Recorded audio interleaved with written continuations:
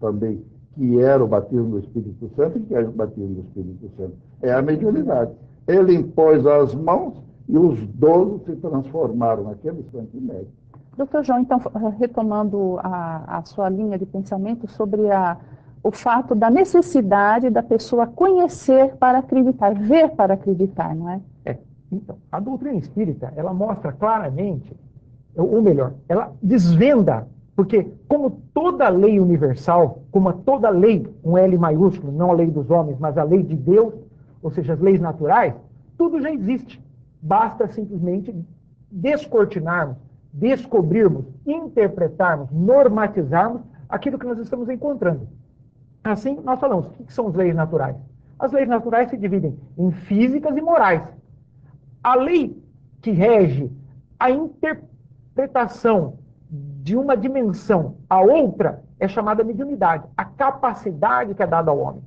Todo homem tem a capacidade mediúnica, mais ou menos desenvolvida. Na grande maioria das vezes, são médiuns sem o conhecer, sem o saber. E essa mediunidade também aconteceu com Paulo. E com Saulo. E fundamentalmente com Saulo. Porque Saulo era médium sem o saber. Que médium era Saulo sem o saber? Ele era o médium da sombra. Por que ele perseguia tão claramente os cristãos? O que os cristãos haviam feito para ele? Simplesmente porque ele queria galgar postos no Sinédrio? Porque ele queria mostrar quem era ele? Não, ele tinha uma garra, um instinto, uma força, uma obstinação muito maior do que era comum a todos os outros de perseguir os cristãos. Ou seja, naquele momento, ele era utilizado por forças inferiores da sua capacidade mediúnica, que é uma capacidade inerente, uma capacidade física do cérebro do homem, por forças inferiores, por sintonia, por interesse dele. Fazendo um parênteses, Saulo veio pela conversão ao cristianismo a assumir o nome de Paulo. Ele inicialmente doutor da lei, doutor entre os judeus, e depois o apóstolo do cristianismo. Como foi essa transformação mediúnica? Como ele trabalhou a sua mediunidade, inicialmente como Saulo, como foi dito, né? E depois a se tornar nessa mediunidade maravilhosa, que nós espíritas, inclusive, discutimos muito sobre as epístolas, seus contatos com Estevão, o seu contato com o próprio Jesus. Como é que foi isso? Bem, aconteceu um quadro extremamente interessante, que o senhor Neymer vai contar para a gente a respeito do nome de Paulo, que eu gosto muito de ouvi-lo falar a respeito. Mas assim, quando Paulo claramente observa um fenômeno da qual ele não entende, mas que posteriormente, ele, ao recobrar a visão, ele entende que existe uma força maior que ele.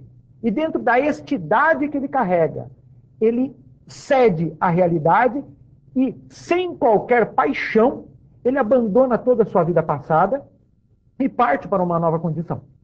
E nessa vinculação que ele tinha com esses espíritos inferiores do passado, na qual ele era um médium das trevas, ele passa a vincular-se com a espiritualidade superior, mas nada acontece de um minuto para o outro. Ninguém salta as escadas, nós descemos degrau a degrau ou subimos degrau a degrau. E Paulo parte, então, para o deserto, para que ele pratique a chamada terapia da distância e vincule-se à espiritualidade superior, abandonando os vínculos passados. Mas eu pediria ao senhor Neymer para falar... Senhor Neymer, nós estamos comemorando nesses dias, né, a data de São Paulo, Paulo apóstolo. Essa questão do Paulo apóstolo e Saulo, né, o doutor da lei, como é que foi essa transição? O Saulo é filho de Samuel. O Samuel chama Otávio Samuel. Otávio porque ele tem um nome romano e um nome judaico. E o filho é Samuel, aliás, o filho é Saulo, que significa o irrequieto, por causa da ligação com a sua própria comunidade. E Paulo, que significa pequeno, alguma coisa pequena, também devido à ligação com o romano. Porque quando ele invocou que queria falar a César, ele invocou como romano. Cidadania romana. Então ele invocou como Paulo, porque a Roma conhecia ele, o pai dele, e o avô dele também, que tinha seu nome romano, por isso. Então por isso que saíram esses dois nomes. Evidentemente, quando ele teve que passar a desenvolver as suas atividades pelo mundo inteiro, interessava que ele falasse como Paulo, e não como Saulo. Ele não vai falar em Roma como Saulo, onde ele não seria ouvido, mas como Paulo ele seria ouvido.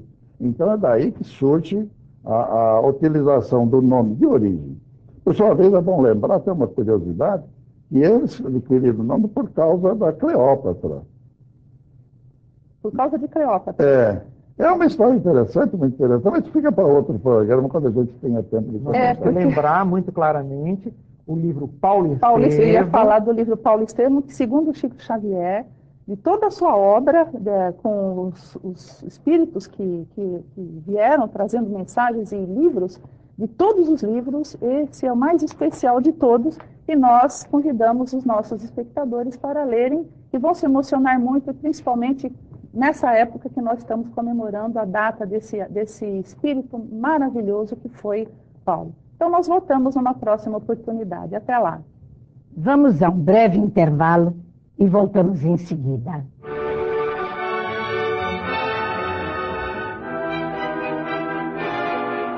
A Escola Profissionalizante Chico Xavier oferece cursos totalmente gratuitos de informática, cabeleireiro, maquiagem, manicure e depilação. O objetivo destes cursos é formar jovens e adultos para ingressarem no mercado de trabalho com melhor desempenho, aumentando assim suas possibilidades de sucesso. Nossa cozinha também é profissionalizante e atende a demanda de doces e salgados para a lanchonete no Centro Espírita União. Nossos instrutores são voluntários. Participe você também deste trabalho de assistência social. Conheça a Escola Profissionalizante Chico Xavier e torne-se um voluntário. O programa Vida Além da Vida tem o apoio cultural da Livraria Espírita União. Adquira estas e outras importantes obras na Livraria Espírita União. Sempre as melhores publicações espíritas do país. Livros de todas as editoras espíritas. Descontos especiais para centros espíritas, associações, livrarias e clubes de livros. Livraria Espírita União, Avenida Rangel Pestana, 233, ao lado da estação Sé do metrô. Telefone 3106-2768.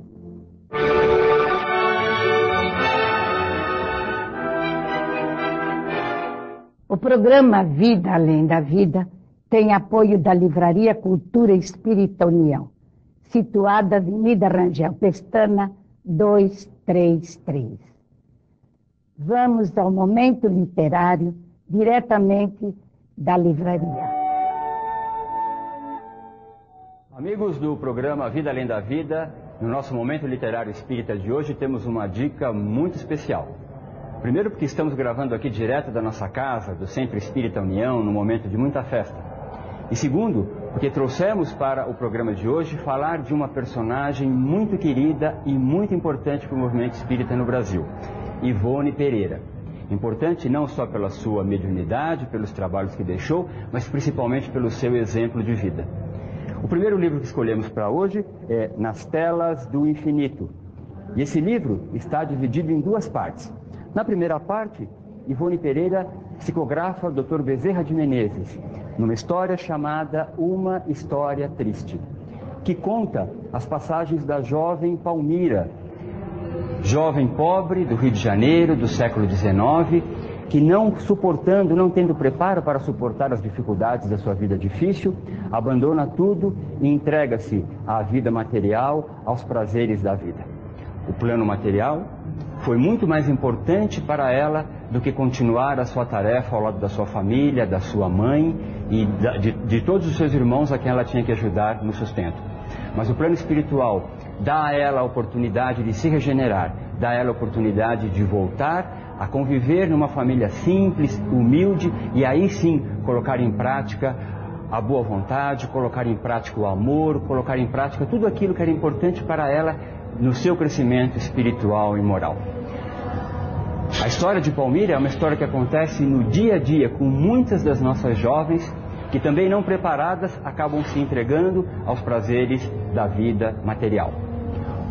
A outra história desse mesmo livro é de Camilo Castelo Branco, O Tesouro do Castelo.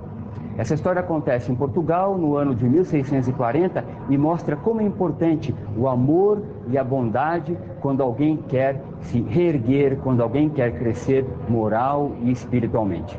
A importância das novelas mediúnicas, principalmente essas escritas por Ivone Pereira, é a oportunidade que você, leitor, tem de conhecer muito dos conceitos da doutrina espírita, muito das lições de Jesus, através de uma leitura agradável, de uma leitura bastante prazerosa que você encontrará nessas obras principalmente de Ivone Pereira.